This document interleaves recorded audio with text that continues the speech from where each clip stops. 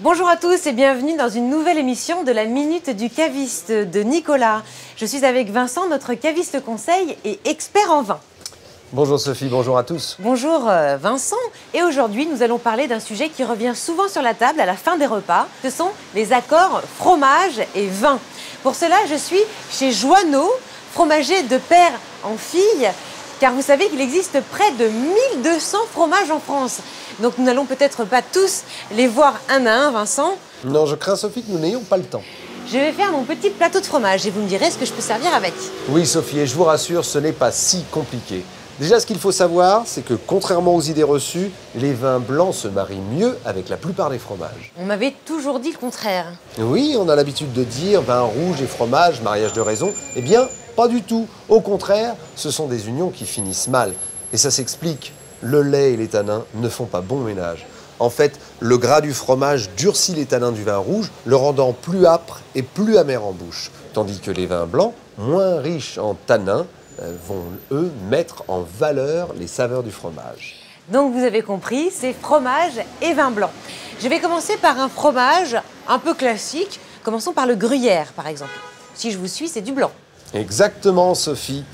Le gruyère, le comté, le beaufort sont des fromages de la famille des pâtes pressées cuites. Alors là, sans hésiter, c'est du blanc, un chardonnay. Comme quoi, par exemple?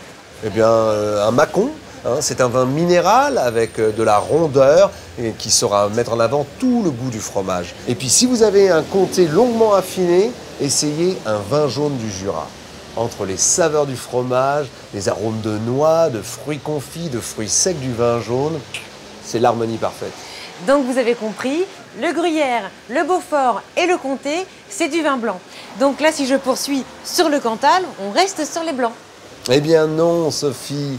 Le Cantal, le Salers, le Laguiole sont des fromages plus complexes, un peu piquants, poivrés en bouche. Alors là, il faut un rouge intense et épicé pour leur tenir tête, un Côte-du-Rhône ou un Gigondas. Je savais bien que ce n'était pas si facile. Je vais continuer avec ces petits chèvres-là, ils ont l'air délicieux. Alors là, c'est rouge ou c'est blanc? Mais écoutez, je vais vous donner un bon principe pour ne pas faire d'erreur. Essayez de prendre un vin de la même région que les fromages que vous servez. Voyez, par exemple, avec ces chèvres de Touraine, prenez un vin blanc de Loire avec beaucoup de fraîcheur, un Sancerre, un Pouilly fumé ou tout simplement un Touraine. Par exemple, essayez un Anjou avec ses chabichous, vous verrez, ça rime aussi en bouche. Donc vous avez compris, pour ne pas faire d'erreur, choisissez un vin de la même provenance que votre fromage. Mais comment va-t-on faire avec les camemberts, Vincent? On va bien être embêté avec les vins de Normandie. Oui, ça c'est vrai qu'ils ne sont pas faciles à trouver ces vins-là. En revanche, en Normandie, on trouve un excellent cidre. Eh bien, jouez l'alliance des terroirs en débouchant du cidre brut. Son fruité, ses arômes de pommes, ses bulles vont venir adoucir le caractère un peu gras du camembert. Bon, si vous tenez vraiment au vin, je vous conseille un Beaujolais village, un petit morceau de pain pour enrober le tout, que du bonheur. Et donc ça, c'est facile à retenir. C'est camembert cidre brut ou camembert Beaujolais, c'est à vous de choisir. Alors, je vais compléter mon petit plateau de fromage. J'ai pris des fromages au lait de vache, des fromages au lait de chèvre, mais j'en ai pas pris au lait de brebis. Prenons un roquefort. Alors là, c'est vrai que je suis complètement perdue. C'est soit un blanc, soit un rouge, je ne sais pas. Eh bien, du blanc, Sophie, mais pas n'importe lesquels. Alors, le roquefort, comme les bleus d'Auvergne, sont des fromages très typés, un peu salés. Et alors là, il faut jouer le contraste avec un vin blanc, moelleux ou liquoreux, un Sauterne, un Coteau du Léon, un Montbazillac. Ce sont des vins onctueux, puissants, riches en sucre et en arômes de fruits. Avec le piquant et le salé du fromage, c'est une véritable explosion de saveurs en bouche.